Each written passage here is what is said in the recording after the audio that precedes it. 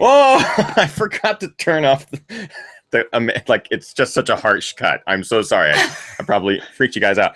Welcome everybody. Happy Monday. Happy Ginger Runner Live Monday. Thank you for joining us once again. Episode number 141 of Ginger Runner Live is about to begin. I'm excited about tonight's episode. Our guest is, I don't even know how to begin to describe his feat. He's not only an accomplished road runner, trail runner, ultra runner, like he's done multiple hundreds and beyond, including Badwater, having won that race. He just set the fastest known time running across the United States of America from San Francisco to New York City. So crazy. It boggles my mind. We've had guests on here that have set FKTs on various trails or around mountains or whatever, but running across the United States, 3,100 miles. It's unbelievable. Pete Kostelnick is on the show tonight, and we get to talk to him about his endurance endeavor. Basically, what happened out there in the middle of America. Were there terrifying stories? Were there moments of, I don't know if I can do it? We're going to talk to him about everything here tonight. So sit back, relax. I feel like you're going to say, do you have something to say before we get the show? No? That's it. All right, guys. Welcome to Ginger Runner Live. Let's get the show kicked off.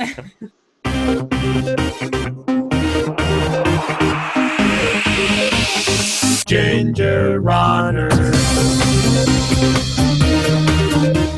Yay! Yay! There we go. A nice smooth transition into the show. What is up, everybody? Happy Monday.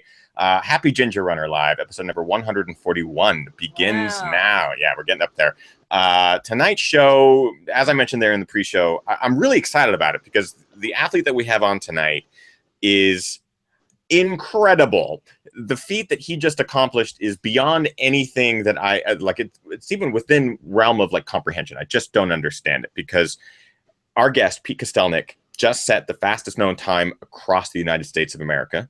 It's 3,100 miles, 3,067, I believe is the exact number. We'll talk to him about that. And I want to round up. I'm just going to say 5,000 miles is what he ran. Close to basically 3,100 miles across the United States of America in a record-breaking time of 42 days, I think 6 hours, 30 minutes. Yeah, 6 hours, 30 minutes.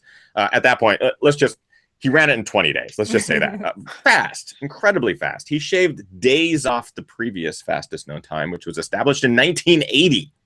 That's how long this record has been standing. That's a long time. As long as I've been standing. That is true. The record was set when Kim was born, and it just got beat. That's pretty cool. Yeah. Wow, now everyone knows how old you are. 82. 82 years old. So my guest tonight, Pete Kostelnick, welcome him to Ginger Ale Live for the first time.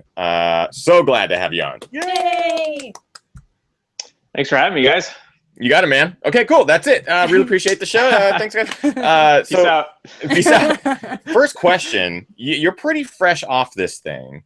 How are you feeling? Like, how's recovery going? You're like a couple weeks out from setting the fastest known time across the United States. How's life?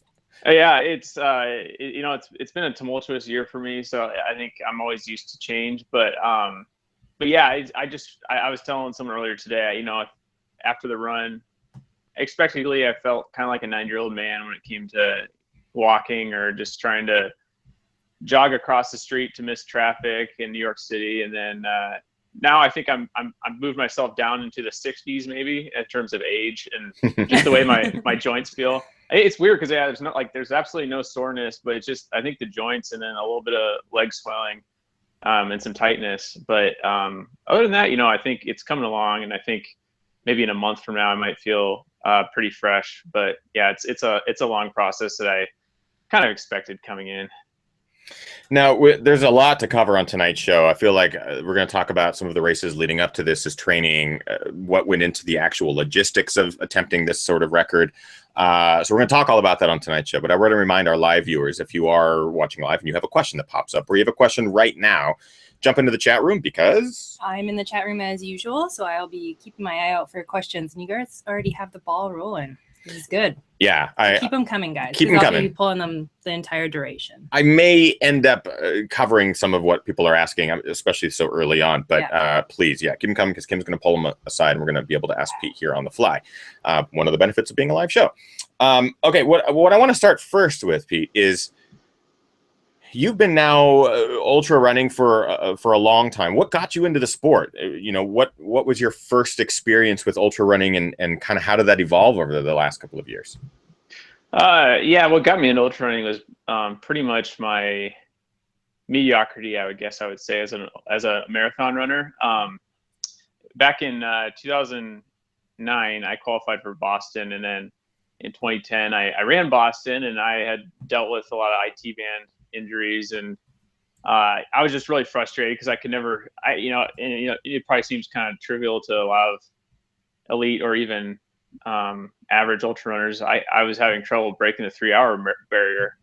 And so I kind of just got really frustrated with that. And so in 2011, I got into both distance triathlons and ultra running. And I just realized that there was just so many more possibilities with ultra running than triathlon. So that was kind of the fork in the road for me in 2011. And, the ultra running, it was just amazing. There's no limit to the possibilities, and there's really no limit to the possibilities of why you do them either. Whether it's for just social reasons, it's so you can eat and drink whatever you want, or so that, you can travel to amazing places, or just the feeling of accomplishment or competition. There's ultra running. It just seems like the most pure sport to me in terms of the amount of possibility out there.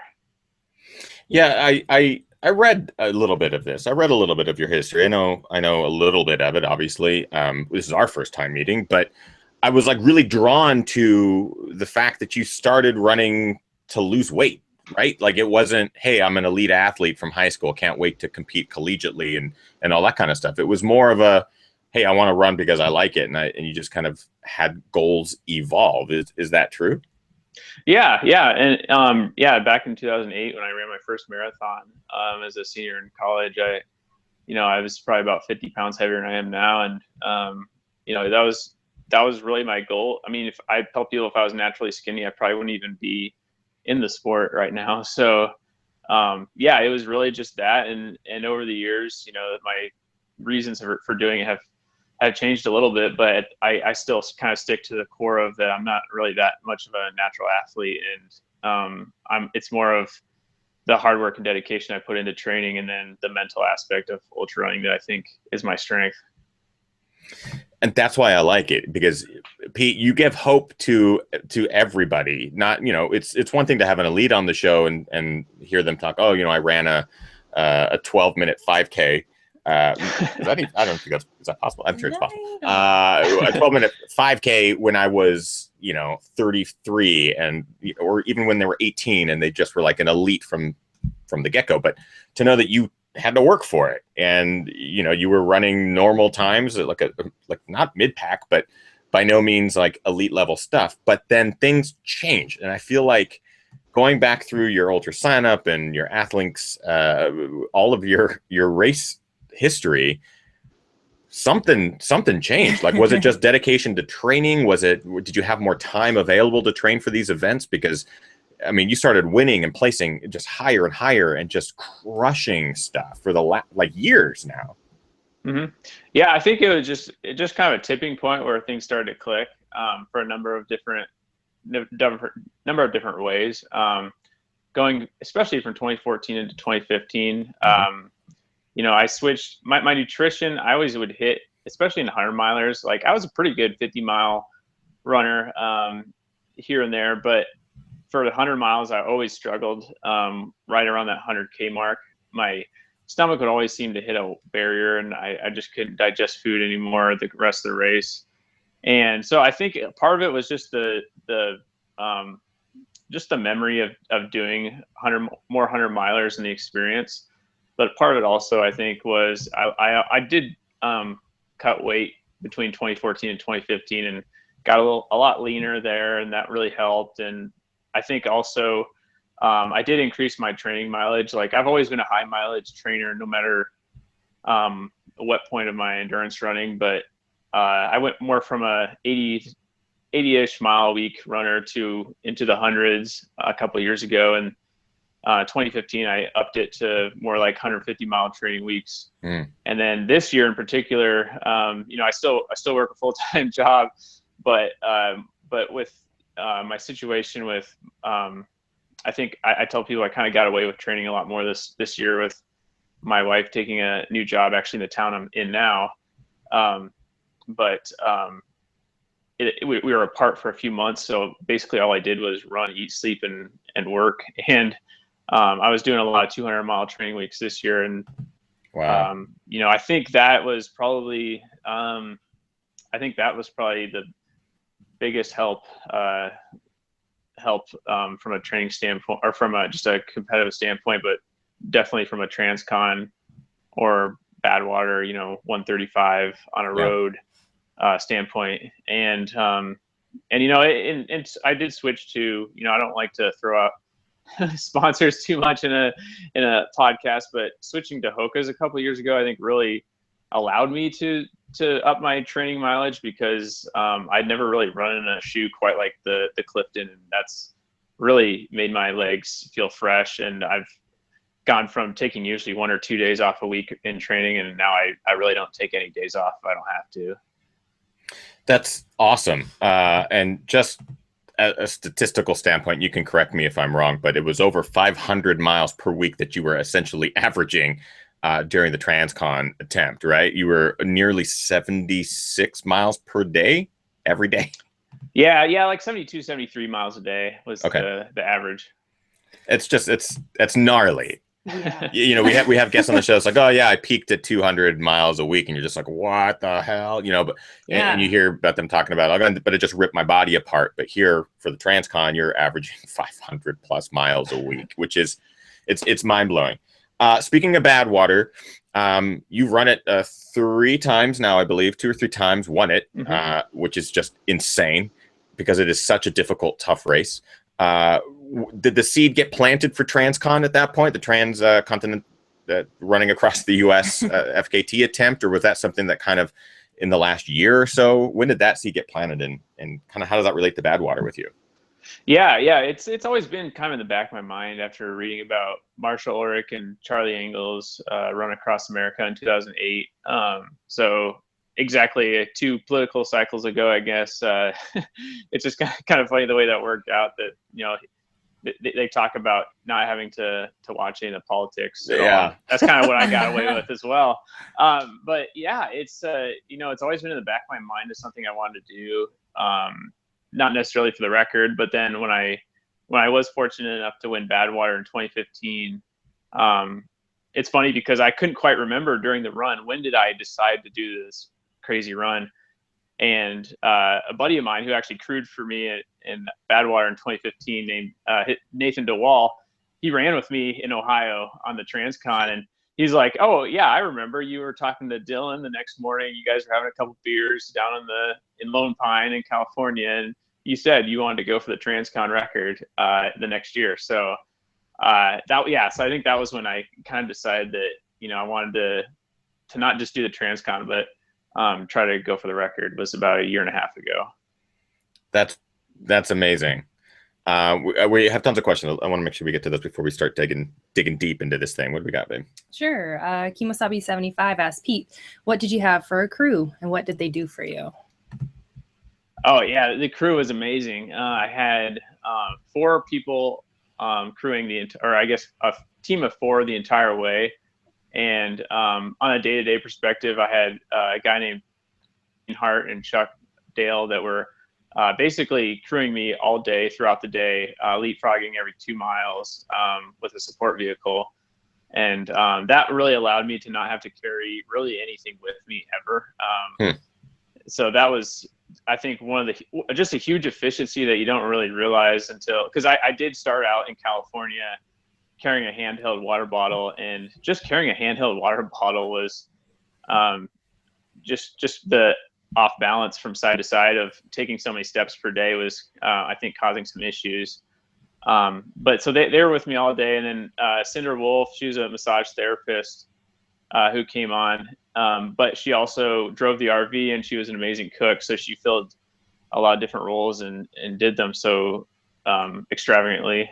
And then Tracy Fan was also with us the entire time, and she was amazing at taking care of all the things that we really didn't want to take care of, all the logistics, all the route planning, making sure that all the events went smoothly in towns. And, I didn't really, and so really all I had to worry about was getting up and running each day.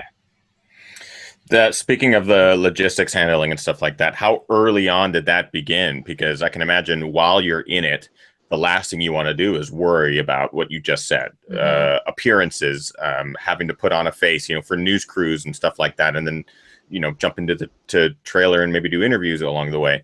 How early on did you bring in a logistics coordinator to help handle all of that stuff? Really, it was the entire route that Tracy was with us, but it definitely shifted as like you were talking about as the run went on, from more of coordinating further out early on, and then as we got further into the run, managing people coming out to interview me and making that as efficient as possible. And then also making sure the route was safe, especially in some of those states like Pennsylvania, where you were literally turning onto like a new highway like every 2 miles because there's just no good route through the state at all. I want to talk about maybe like the weeks even leading up to this. Were there doubts? What were the doubts for you? Was it, would I be able to accomplish a certain mileage per day? Was it being able to complete the whole thing altogether? Or was that not even a question? You knew that you would be able to do the whole Transcon. I'm just curious, like, what were the things going through your mind that gave you resistance to undertake something so large? Yeah, I wasn't that worried about the mileage, but I was really, the ability to do the mileage, but I was always worried about injury, and especially from the ankle down, there's a lot of things that I have come and go from an injury standpoint, like tendonitis in the heel, in the arches of my feet. That's one big one. Achilles issues, and then tendonitis even in the front of my ankles, which actually did cost me a full day at the end of the first week because I just couldn't recover from it after Yosemite and had to take a full day off. So those were the main things I was worried about. And then just things outside of our control, like, and one thing that I probably didn't appreciate enough coming into the run was just the danger of running that many miles on a highway, because I honestly, I feel lucky to be alive right now. And I think once I started to even like get halfway through the country where I felt like as long as I didn't screw something up, the record was within reach. I was always very worried about cars hitting me, because there's some highways where you just can't, there's just not a good shoulder. And if you want to break a record like this, you can't be walking in the grass all day. So there was just so many times where I saw distracted drivers that didn't see me, and it was pretty scary. Yeah, go ahead, babe. I just have a question from the chat room from Todd. You were talking about running on the highways and the shoulders and whatnot. Todd asked, what was the mix of pavement and off-road on this journey? Or were you entirely on paved roads? I think it was probably about 90% paved roads, and I would say maybe about 5% gravel roads, and then another 5% actually like paved or rails to trails, like trails, which I thought that was my favorite part, because those are out like the areas where you really can just enjoy running and not have to worry about traffic. Yeah. I'm actually really curious about your daily goals. So you knew you had, if you just take the numbers, you have to accomplish a certain number of miles per day to reach 46 days or less. But you can't necessarily take into account mountain ranges, the Rockies. You talked about going through Yosemite and Appalachians and all that kind of stuff. Did you plan ahead of time, these days I'm going to have to take lower mileages, and then these flat plain days I'm going to have to expand those mileages or push harder? Did you have that math worked out beforehand, or was it let's roll the dice and see what we get on any given day? Yeah, that's funny, because early on it was roll the dice and see what I can get, and it was basically, let's just treat each day like a race and see how far I can go, and basically push it until it's dark out and I have nothing left, which was not a good strategy. And so the first 2 days I actually went out and did 80 miles both those days, and then the third day was actually probably the hardest of the entire trek, and that was I did like 73 and change going through Yosemite, but it was like it had to have been like 10,000 feet of elevation gain that day. I imagine, and probably at altitude.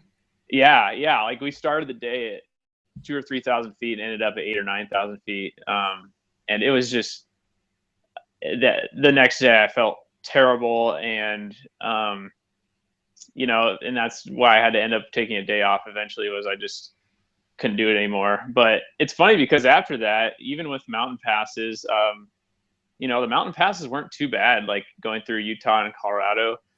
And I still was able, every day after having to take that one day off on day 7, I was in between 70 and 77 miles every single day the rest of the route, except for the last day where I plunged through 87 miles. But it was amazingly consistent after we figured out that 80 miles a day was not sustainable whatsoever.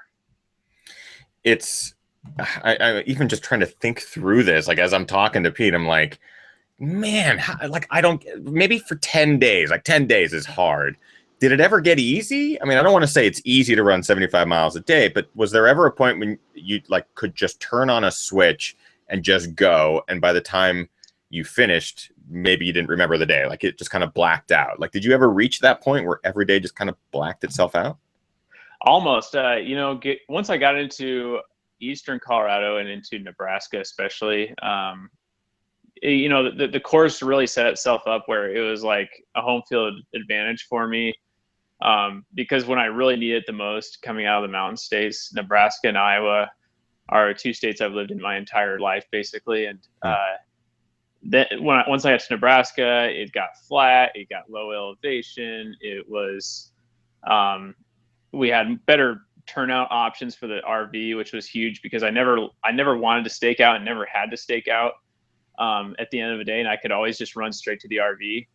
And so we basically got it down to a science. And I don't want to say it was easy, but by any means, but coming through from Nebraska through until we got really to Pennsylvania, we had a system down very, very, very well. And but then once I got to Pennsylvania, it kind of got a little tough. But other than that, going through Nebraska, Iowa, Illinois, Indiana, and Ohio had a really good system down, and those days went smoothly. I actually want to talk a bit about that system, and I'll ask about that in just a second, but we have a number of audience questions, so let's just kind of rip through a couple of these. Sure. There's a question from Lori in the chat room. Pete, what did your wife say when you first brought up the idea? It's funny. She actually knew I was going to do this before I did. When we met Marshall Ulrich in 2011 at the Pikes Peak Marathon, and he was a speaker there at the expo, and I bought his book and read it, and at that point when we met Marshall, my wife said, "You're going to do this someday. You're going to run across the country." And I kind of laughed because I had done one ultra, and it was like 40 miles total. And so I was like, no, that's crazy. I would never, if I did something like that, it would be if I just completely go bananas after retirement someday, maybe. But she kind of always knew that that's kind of where my mind was headed, and I never really knew it was. But when I did bring it up about 1.5 years ago, she wasn't surprised at all. There's a great comment in the chat room from Raul. Raul says, if there ever was a zombie apocalypse, I'm with Pete. What we got more questions? Sure. Question from Magnus. What was your diet like during the run? Yeah, lots of nutrition. A lot of nutrition questions. Yeah. I don't know. Did it change? Was it something that you had practiced for the last year leading up to this? Yeah. Thankfully, to running 200+ mile weeks this year, I practiced with basically just indulging every night in just about anything, and yeah, it worked. I ate just about everything on this run. Probably the highlights are that I always had to eat red meat because I've had low iron issues this year. And I have to have my ice cream at the end of the day or I get really cranky. But really, I ate tons. Like, it was just funny because when I go to bed at night, I couldn't go more than a couple hours without eating anything. So literally like this entire run, at least like a week in, I didn't go more than probably 2 or 3 hours, even during sleeping, without eating, because I would have 4 protein bars sitting next to the bed each night, and I'd probably eat just about all of them because I would wake up hungry every few hours. So it was pretty much everything, though. I mean, I didn't really do my traditional race fueling. I didn't really do gels or anything like that. I did a lot of protein bars, lots of trail mix, lots of soda while I was out there during the day, and then lots of high protein meals and a lot of potatoes and like for the real meals in the RV. Nice. I wanted to talk about this schedule, kind of how it worked out for you on the daily basis. One, did you have a member of your crew that was in charge of getting you up in the morning, getting you out on the road? What kind of was the order of events, I guess, in a typical day during this thing? Yeah, it was really, I mean, I thought so many times during this run about how this is like exactly like Groundhog Day. So when I was running through Pennsylvania and I saw a sign for Punxsutawney, 16 miles to the south, I got really sad that I wasn't going to go through Punxsutawney because and you're so close to it. So but yeah, it was like, I mean, we really, like, I think 10 days into the run, we really got really good at having a system down, to the point where, you know, I wake up at 3:30 a.m. So Cinder and I would always sleep in the RV. Chuck and Dean, bless their heart, they would camp outside most nights. And then Tracy would sometimes sleep in the RV or have a motel or a friend's house to stay at. And so Cinder would always wake up at 3:30. I'd always wake up at the same time. She'd make sure I was up. She would always start cooking breakfast, you know, and then I would always, it was just this routine of events, almost down to the minute. And then it was like, you know, 4 a.m. hits, you know, Pete, you're on stage, you got to be out of the RV. It was like being backstage and, you know, push Pete out the door, he's ready to go. And so really every morning, for the most part, I'd be out of the RV by 4 a.m. And it was basically plan on running 40 miles until I met up with the RV again. And then once I met up with the RV again, usually around 11 a.m., I would jump inside the RV for about 30 minutes for lunch and head back out. And then usually I would do about a 50K-ish to get to 70 to 75 miles in the afternoon. And that was where it kind of got fun, though, because and staying on schedule was really important. So that was that was one of the things that helped me not take a lunch that was too long, was knowing that if I got out of the RV quickly after lunch, and I started running and got through, you know, ran as many miles as I could in the afternoon, I could start to look at my watch and say, hey, you know, I got 2 hours left to get the last 7 miles. So I could pretty much just walk it in from here. And so, you know, walking was kind of like my reward at the end of the day, in order to still try to get done by 5 or 5:30 in the afternoon to get to bed by 7. But that was kind of the daily routine in a nutshell. I'm also really curious, just coming from a background, having run Badwater a number of times, and the way that they allow crew, which is essentially a follow system, very close at all times, having some sort of aid. I know, just following your website and stuff, that you made a point that everything had to be trackable. So everything was provable. You could, you know, you had Strava and you had I think it was Delorme system basically tracking you the entire time. So everything was provable. So did you have to stay within a certain distance of your RV? Did you have to carry the food? You talked about eating it in the morning and at night, but did you have to carry stuff with you? I know you didn't. I know you got rid of the bottle.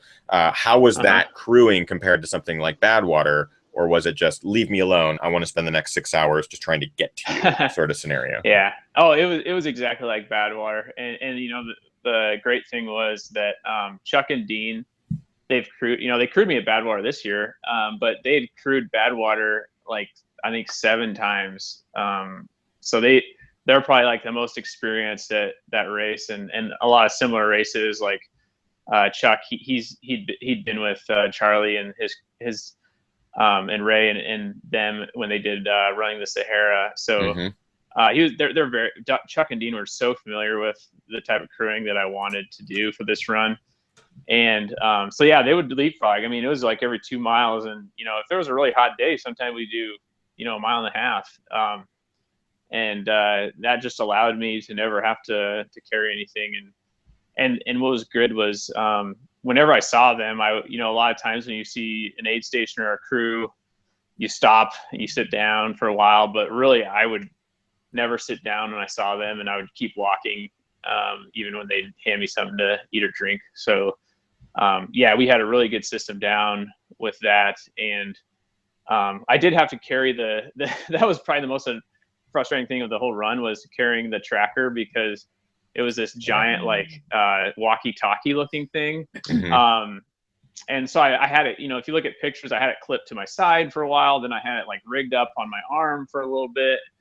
And then I just carried it in my hand. And then if I had people running with me, a lot of times I'd hand it off to them and say, "Oh, here, you want to carry the torch for a while?" So yeah, it was always like within a couple feet of me, but it was just a really kind of an annoying thing to carry. But I knew that people back. It was also an inspiration for me to keep to not dilly-dally around, because I knew if people saw that the tracker stopped for 5 minutes in a cornfield, they'd probably know what I was doing. So I had to keep the line moving as best as possible.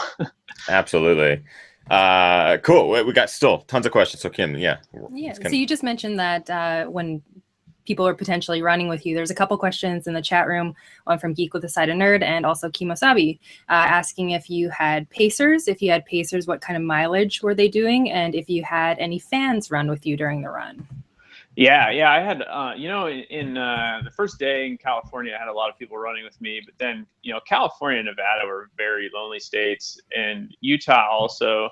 I probably spent at least 75 to 80% of the time running without anyone in those states. But I think once the run caught on a little bit more, once I got to Colorado, and thankfully I had some ultra running friends in Colorado who graciously came out and ran with me. But I had a couple of people run with me an entire day. I think there were probably 2 or 3 days where I had a runner with me that joined for the whole day. Sometimes it would be, someone would just come out for a couple hundred yards and run with me. And but yeah, it was great, because I think once I got to Nebraska, for most of the rest of the way, I had at least a few people to run with, and each day. And some days I had people to run with the entire day, which just makes the day go by so much faster. Yeah. So you weren't really ever lonely. I imagine never felt like super lonely. Yeah, definitely. And with Chuck, Chuck and Dean, it was nice, because even if I was having a day where there's no one to run with, at least I knew that, there was never going to be more than a couple miles before I saw them. So if I could just keep telling myself, all right, just get 2 more miles down the road, you'll see humans again in the desert in Nevada. That was definitely a help. I'm super curious to know what the lowest point was for you. Did you ever get to that place? I've only run 100, and I know that there was a point when you just hit that, like, I'm never going to finish this sort of moment. And I imagine you've run many hundreds, even back to back now, that maybe that doesn't creep in as early, or does it creep in at all? And how did you dig yourself out? Yeah, I think, maybe not the darkest place, but definitely the most nervous place was in Nevada, where I was dealing with that tendonitis issue. And also I was a little under the weather. I had some severe chills at night. My teeth were chattering, I think just from being out exposed to the sun all day. And so that was definitely a low. But it's funny, because I look back on that day and I was in enough spirits to like text people and tell them, oh yeah, I'm good. I'm going to go back out there tomorrow and start crushing the miles again. So, I think it was just being smart and listening to my doctor, Chris Roman, who recommended I take that day off. And also Chuck and Dean were really encouraging me as well to take that day off and just kind of regroup.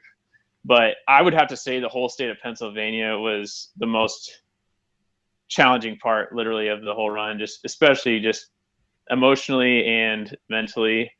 That state, because people were starting to congratulate me, and I could kind of feel a sense that people were excited that I was going to finish. But then at the same time, it was like, I still have like 400 miles to run. And it was just very frustrating because, everyone understands that it's not an easy task whatsoever, but, I think they're just like, oh yeah, Pete, you got this, you got a week to finish off these last few hundred miles. But, it was tough, and that state was not easy at all. I mean, I'm a rhythm runner, and there was no rhythm at all to any of the highways or any of the hills in Pennsylvania.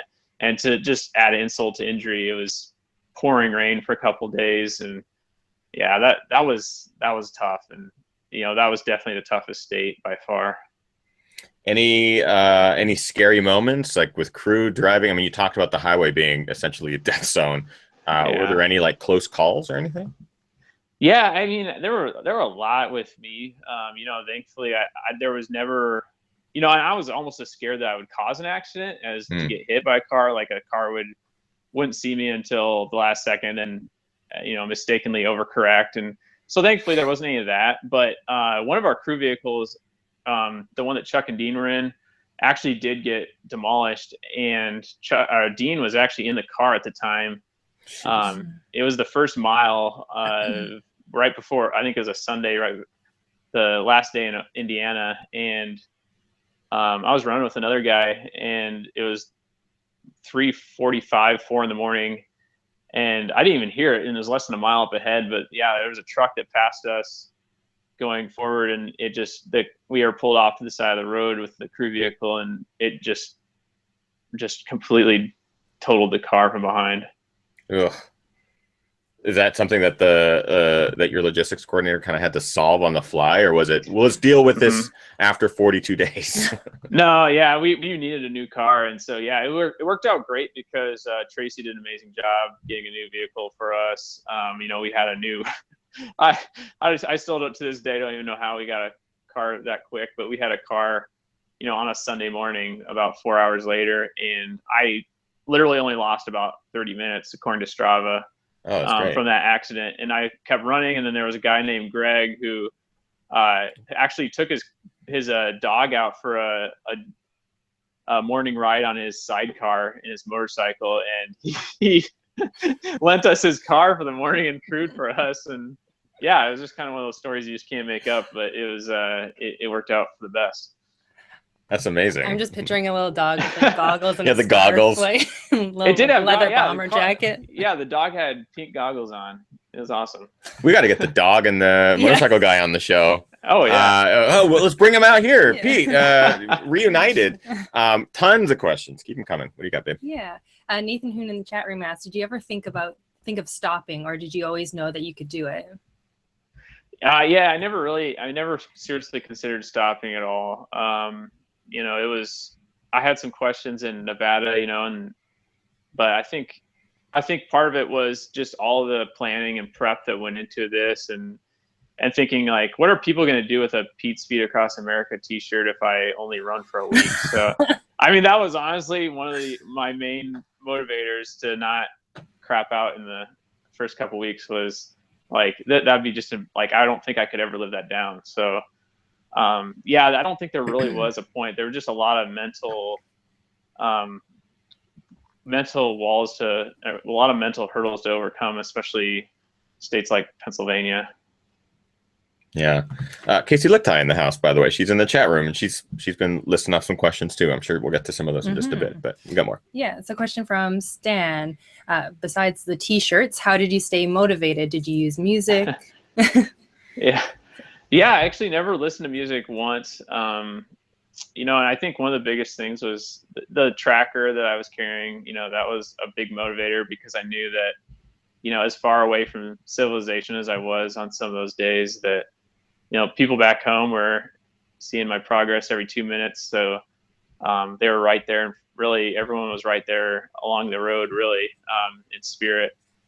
And, it just, I think I thought a lot about, how it's not a race. And so if there was a hard point, I'd just walk, and I would enjoy the scenery, because there was so much amazing scenery that I was allowed to see on this route. So I think that was another thing that helped keep me going was just the fact that, I can walk all day if I have to. And if, every time I walked, eventually I'd get back into running. And so it wasn't a big deal. Yeah, I'm actually really curious. You brought that up as far as the scenery. What was probably the highlight for you? Was there any location that stuck out in your mind, or any duration of days that was like those 5 days were the best?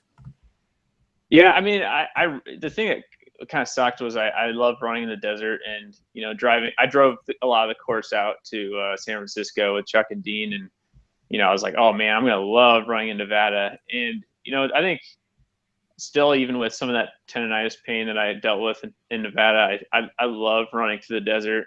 There's nothing quite like, to me at least, running down into a little valley that just kind of gradually goes up over 15 miles, and just really seeing nothing but red rock out there. But so that really stuck with me. And then also some of the days in northern Colorado, especially near Fort Collins and Steamboat Springs, there were some really beautiful mountain passes that I went over that I'll never forget either. There's a good question. I'm going to kind of dovetail on it in the chat room here from Jamin Morris, or Hameen. What was one bit of kit that you couldn't have done without? And I'm actually curious, what was one thing that you had that you're like, oh my God, I'm so glad I had this? And what was maybe one thing that you didn't have that you're just like, oh, I wish I had carried that, for next time? Yeah. Oh, I have to say, I never did have any blisters or chafing. So I guess the squirrel's nut butter was definitely worth its weight in gold. Because running, especially runs like this or 100 miles, it's any race distance above 50 miles, it gets really painful if you have any chafing or any skin issues. So I was blessed to not have any of those issues. And other than that, I think I'm a really simple guy. Like I don't do a whole lot of equipment or anything like that. And so, I think, it was pretty solid other than that. I mean, I had all the right food and all the right clothing to wear and the right shoes. So, everything went pretty good. Did you have Netflix hooked up when you got back to the RV? I mean, did you have any sort of like, I can just sit back, relax, and veg out on some Narcos or something like that? Well, I will say, unlike some transcon runners, I didn't have time to go venture out into the Grand Canyon or a casino. Just kidding.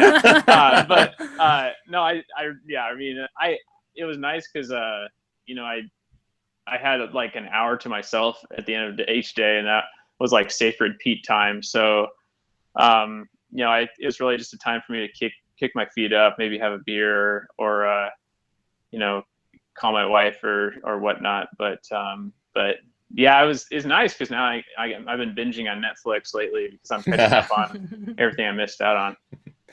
So, I mean, 42 days, 6 hours, 30 minutes that's over. I mean, it's over a month. It's nearly a month and a half. It's a large chunk of time. What's it like now being kind of plugged back into society? Do you wish you were out there running 75 miles a day still? No, I have, I'm so happy. Not like each morning I wake up, I'm so happy that I don't have to go out and run. So, no, it was an amazing journey, and I think the memories are incredible that I'll take away from it. But, I definitely don't miss waking up and having to go out and run that much each day because, it really was, it wasn't as much of an adventure as it was a quest to break a record. So, it was a lot more. I think it was just more mentally breaking than I thought it would be. And at what point do you feel like you had it?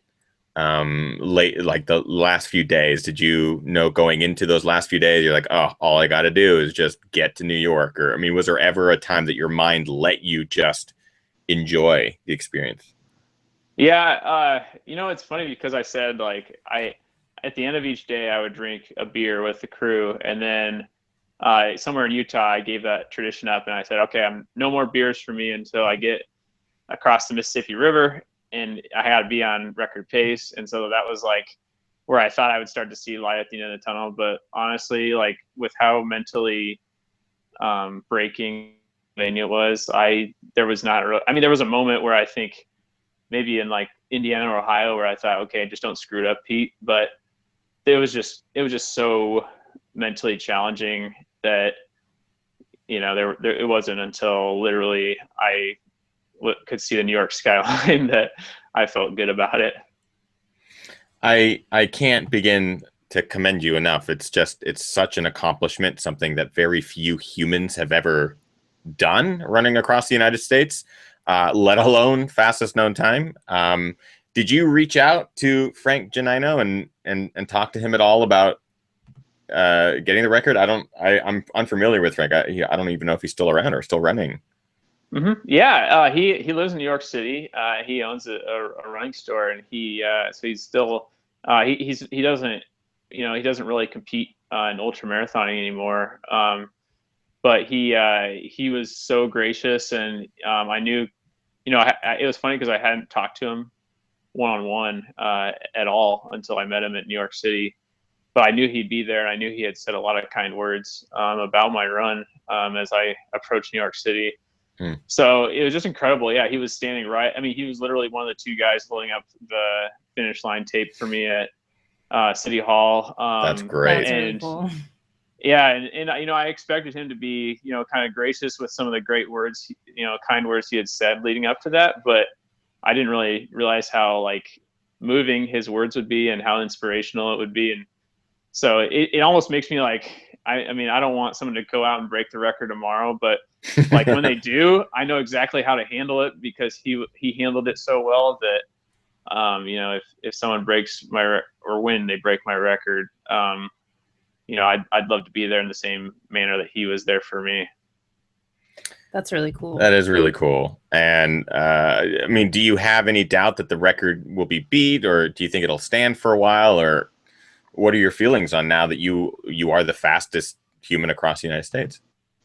Yeah, I think, you know, I think it's inevitable that someone will break it someday while I'm still alive. You know, I don't know. It's you know, someone could go out and, you know, break it next year. And now that maybe there's a little more attention around it again, I know that, you know, there's a lot more people that went for the record lately than had in the previous years. So, right. You know, and I would welcome it. I would, you know, I think when you see someone going for a record that you hold, you know, they obviously have a lot of respect for it because, you know, they'd love to be the record holder as well. So, you know, if someone wants to go for it, I'd definitely welcome them to reach out to me or, you know, get my thoughts on it as well. Awesome. And I can imagine you are a wealth of knowledge as to what to expect on 42 days across the United States. Yeah. Starting on September 12th and completing the 3,067-mile journey on October 24th, 42 days, 6 hours, 30 minutes. Pete Kostelnick is now the official fastest human to run across the United States, which I like. That is the weirdest and coolest thing to say. You have to get a T-shirt that just says I like fastest guy across the U.S. or something. I don't know. Yeah. I feel like that is such a badge of honor. Get a tattoo right across your forehead. Oh, yeah. Beat me across the U.S. I dare you, or something. Right, just like that. Forehead tattoos. Forehead Maybe tattoos? aren't the best advice. Oh yeah, I'm a terrible advice giver. Regardless, Pete, it is such an amazing accomplishment. We give you our humble round of applause. It's such an amazing feat. What's next? You gonna run across Canada, Mexico, north, south? Oh, you know, I think as far as long FKTs go, you know, I've kind of, for now, I think I'm good, but but at the same time, I keep seeing people post about, you know, these fall races, you know, being like the New York City Marathon, Marine Corps Marathon, and so I definitely have an itch to get out there and race again, because actually tonight I ran my fastest mile as a 29-year-old. So since before the run began, I ran a 7:37 mile tonight. So I'm definitely looking for, and that felt like a sprint. So I'm definitely looking forward to seeing some 5s and 6s again and doing some hard racing. But then also the 24-hour races is one that appeals to me the most from an ultra running standpoint. Yeah, we just had our first run in with a 12-hour loop based run. It was our first time ever doing anything like that, and it was during it we were like, I don't know, oh, this sucks. But now afterwards we're like, that was really fun. Do it again. Yeah, it was really really cool.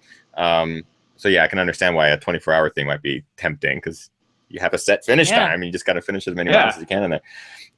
Again, Pete, a huge congratulations to you. We still have a bunch of questions that people have asked, including Casey Lichtai, former guest of the show, very recently, in fact. And so we'll get to all those questions in a quick post show with Pete. But because this is Pete's first time on the show, something that we like to do with all of our first time guests is ask them a rapid fire series of questions called the Quickie Question Quiz.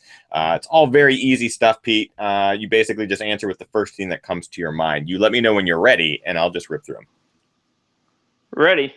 What was your very first race?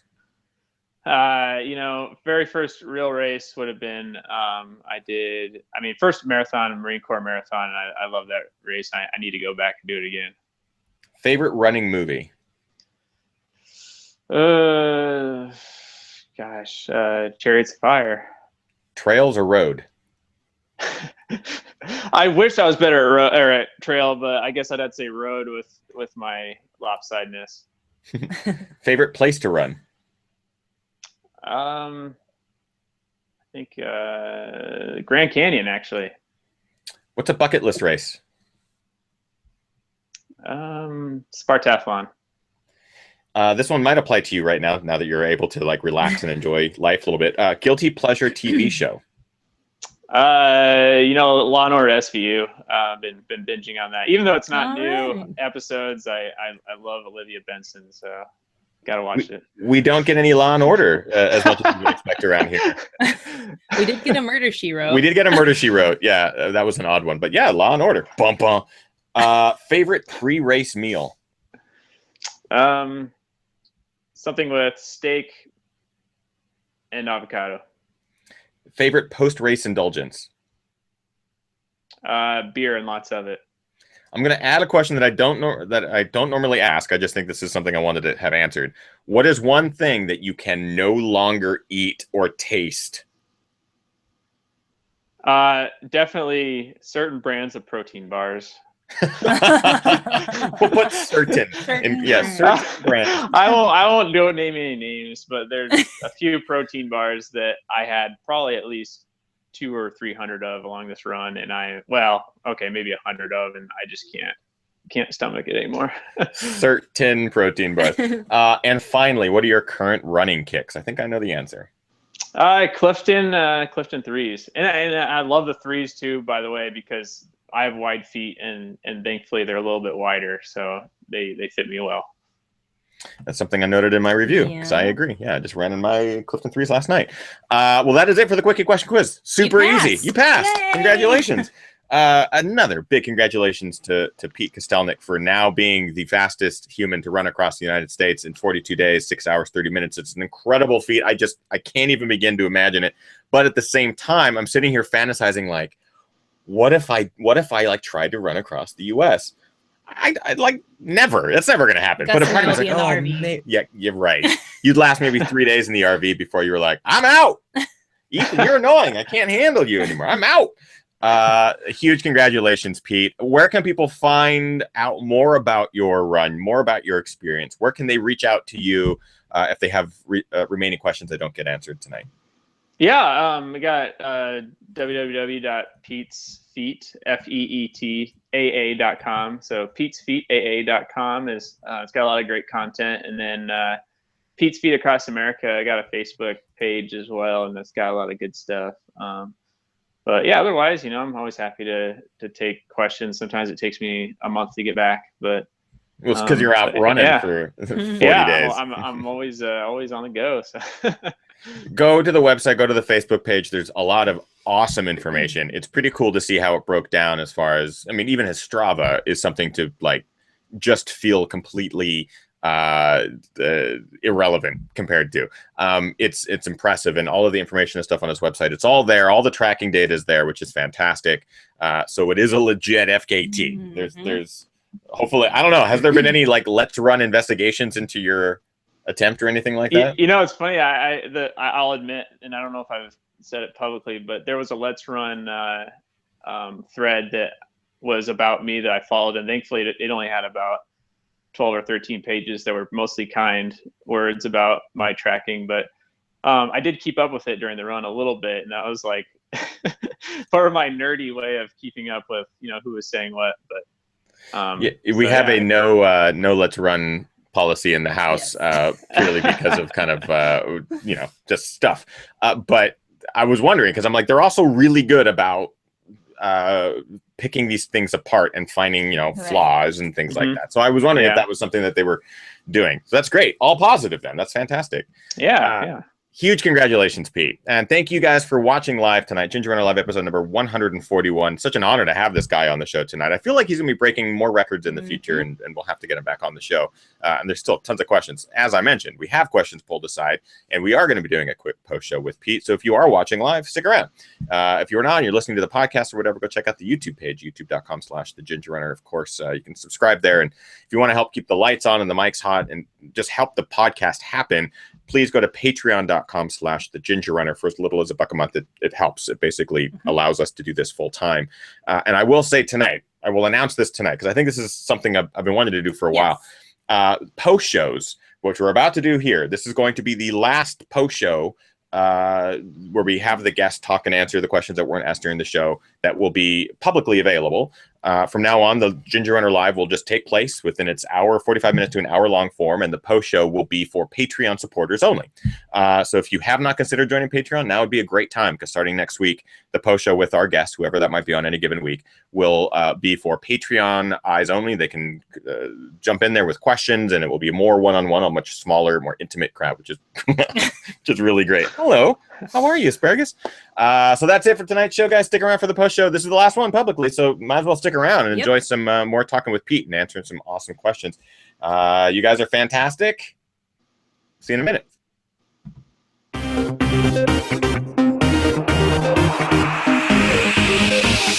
Ginger Runner. Awesome. All right. Yay. This is our dog, Gus. Adopt, don't shop, everybody. If you are looking to get a dog, make sure that you adopt. But he was needing to get on camera tonight. You could tell. Staring. He just wanted to say hi to Pete. He's like, please let me say hi to Pete. Okay, we got tons of questions for you, Pete, here that we're not able to get during the regular show. We're still live, obviously, but go ahead, Kim. What do we got? Sure. Question from John in the chat room. How many shoes destroyed? How many pairs of shoes did you go through? Man, how many did you end up going through? 8 pairs. All Clifton 3s. You know, I used them the whole way, and they worked out well. That's crazy. That like there's nearly 500 miles per pair. That's fantastic. That's like very well durable. That's good. Good life out of each individual pair, especially probably the amount of miles that you had to put in each pair. Question from Randy. Any injuries along the way? I would say a lot of little nicks and pains. You know, the tendonitis was probably the scariest part early on, which developed after going through Yosemite National Park and all the climbing. Which it was basically because I was power walking so many hills, and really that little muscle and in the front of your ankle, it was really just I don't train it very often, because I didn't have much for hill training going into this, so that was definitely my weak link. But then I also had, you know, a really tight hamstring in Utah. I had some achy hips from uneven shoulders a few times, and I even had a swollen knee in Indiana. But it was funny because with doing the pace that I was doing, I was basically kind of, if you look at videos, I was basically kind of doing like a shuffle more or less than an actual like run stride. So so really even with some of those aches and pains, it didn't really affect my pace really at all. But it was amazing because a lot of those aches and pains, you know, I thought, oh, I'm gonna have to deal with this for the rest of the run. But actually, you know, some of them went away in a couple of days with some really good treatment from my massage therapist, Cinder. Yeah, I was going to ask if you had any sort of physios or anything on site or with you that could, do massage, ART, or whatever you needed to do. You had someone with you. Yep. Yeah. Cinder, she would do an amazing job. She would really massage and stretch me out every night for a good 15 to 20 minutes before I went to bed. And then we would do a quick 5-minute stretch routine in the morning and then after the lunch break. Got it. Before Casey takes off, I know she's taking care of the kitten tonight. I think she tweeted a photo, but we wanted to make sure that we asked this one, and I was going to dovetail it. Oh, do you want me to ask it? Yeah, go ahead. All right.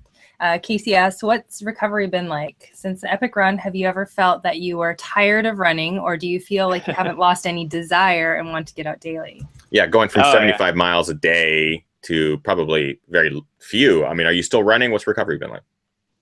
Well, first of all, hi, Casey. I feel sad that I'm not a Nebraskan anymore because, a lot of people may not realize Casey and I are both from the lovely state of Nebraska. So, yeah. And Casey, I'm going to be back for Hitchcock in a little bit in December, plug to that great race. But anyways. She's also doing that. I think she is, yeah. I think she's doing that one too, yeah. And so, I guess what was the question again? How's recovery been? I mean, are you still running, or have you lost your, what does she say? Have you lost your love of running at any capacity? It's a little hard to get out and run each day because, the joints are still feeling it. But today, I was blasting the music and I did crank out that 7, I'm so proud of it. Never been more proud of a 7:30 mile in my life. But I'm feeling the itch to race again. So I definitely, can't wait to get out there and start running faster again once my legs get recovered. That's awesome. A question from Miriam. What's the total elevation gain for the FKT? I need to look back. I need to add. One of these days I'm gonna plug together all of the elevation gain from the run. So yeah, it's not like one activity. It's 42 at least separate activities. Yeah, and I love Strava to no end. I haven't been a user very long, but apparently we tried to stitch together the entire run and it broke their servers. So I guess they did give me a really cool heat map though, so I have that. But yeah, I'm definitely gonna go back and kind of play with those numbers here in the next few weeks. That's great. Question from Todd. How is the record determined? Does it have to be this particular course? Another really great question regarding the logistics of the FKT itself. Does it matter which direction you go? Do you have to stay on a certain highway? How does that work? It really just has to be at least the distance from LA to New York City, which is about 2,800 miles. And be at least 2 coastal cities. So, it just happened that San Francisco to New York City was the route that Frank had taken in 1980. So I thought to break his record, it just seemed kind of the respectful thing to do to do the same route as he did, or do the same start and end cities, even though technically the route was a little bit different. Yeah, I'm assuming roads were probably different. There might be new roads that didn't exist in 1980, that sort of thing. Oh, yeah. Yep, definitely. And it just needed to be courthouse to courthouse, not ocean to ocean or water to water. Yeah. I think it's the general sense is city hall to city hall, but yeah, I think you probably could do ocean to ocean if you really wanted to. I guess it only adds 2 miles, a mile on either end, if that, which I think is pretty funny. A couple more questions. Sure. A question from Geek with a Side of Nerd. I was also wondering this. Did the crew do laundry for you, or did you bring 100 pairs of socks and shoes? How smelly did you get? Sorry. Yeah. How smelly did you get? I didn't bring very much of it. Because we're in the process of moving, so even to this day, most of my stuff's in storage, and so I just brought a few pairs of running shorts, and there were a bunch of shirts that they provided from the sponsors, but we did laundry probably every 2 or 3 days. There's a great comment from Steven in the chat room. I like the idea that eventually Strava stops counting mileage and elevation and just says, "You won." And I think Pete reached the level of just, "You won Strava. Congratulations." That's right. Yeah. They make what are the t-shirts that they made for a long time? Strava prove it. I think you proved it. I think you did that pretty clearly. One more question. A question from Bob. Pete, did you lose any weight during the FKT? Yeah, man. How did your body change? Not really. I think, I came in probably like, honestly, with the tapering, probably a few pounds heavier than I wanted to be. But then I probably lost, I didn't weigh myself really at all the entire way. And just because I'm kind of like that person that kind of freaks out, like, oh, I'm down 10 pounds. I need to eat and drink a bunch. Or, oh, I'm up 5 pounds. I need to not eat at all. And so I didn't really weigh myself the entire way, but I would estimate just from looking at pictures and the way I felt, I was probably down about 5 pounds through the mountain states. But then I was probably actually maybe back up a pound or two once I got to Nebraska the rest of the way, just because I was so used to eating so many calories, but I wasn't quite burning as much at a lower elevation and less climb each day. Some of our viewers actually did the quick math on elevation gain in the chat room. Our viewers are that awesome. I believe they're saying that Charvel here in the chat room probably has a more accurate data. They're able to take a data range and just accumulate the elevation gain. 119,397 feet of gain, which is gnarly. That's pretty crazy because that's a lot of Everests. Yeah. That's awesome, man. So you can take that figure and you can spread it around. That's 120,000. Right. We'll just say 120,000 feet of gain. Yeah. It's even better to say 240,000 feet of change. Right. That's that other the stat that people are. Oh wow, that's great. So that's amazing. Again, Pete, thank you so much for taking the time out of your night. I know it's a little bit later where you are, so really appreciate you doing this show. And again, man, huge congratulations to you. Huge congratulations. Oh, thanks, guys. This is awesome. It was a lot of fun doing a live podcast with video. So, did you get a medal? Was there what did you get? Was there a buckle? Was it how did that work? Or was it just the hugs? Yeah. Yeah, it's pretty much just the hugs. Did you treat yourself to anything special after? Yeah, man, you got to treat yourself. What'd you do? Oh yeah, I treated myself without a doubt. No, we went to a restaurant right afterwards, like literally probably half hour after I finished, and had a few beers and had some dinner, and it was great. And kind of done that scenario many times since. So now I got to get back out there and run and get back into it. I mean, I think technically if you run for 42 days straight, you get 42 days of celebration, or it's 42 years. I think you can take your pick of those two stats, but isn't that what we normally do? I normally celebrate at least a week after. At least a week. I mean, everything just goes to shit for that week. Per day. Yeah, whatever you want. So yeah, congratulations, man. Eat everything, drink whatever you want. You obviously earned it. Again, a huge congratulations and thanks for joining us tonight. Yeah, thanks for having me. It was fun. And thanks everyone for tuning in. We'll see you guys next week, episode number 142, GRVR. For those of you who are running the Ginger Runner virtual run, the email with all the information of how to submit your activity will go out tonight. So so watch your emails. Will be arriving. Watch them. They be durable or whatever it is. Thanks so much for watching tonight. We'll see you guys next week, Monday, 6 p.m. Pacific for another Ginger Runner Live. That's it. Bye. Bye.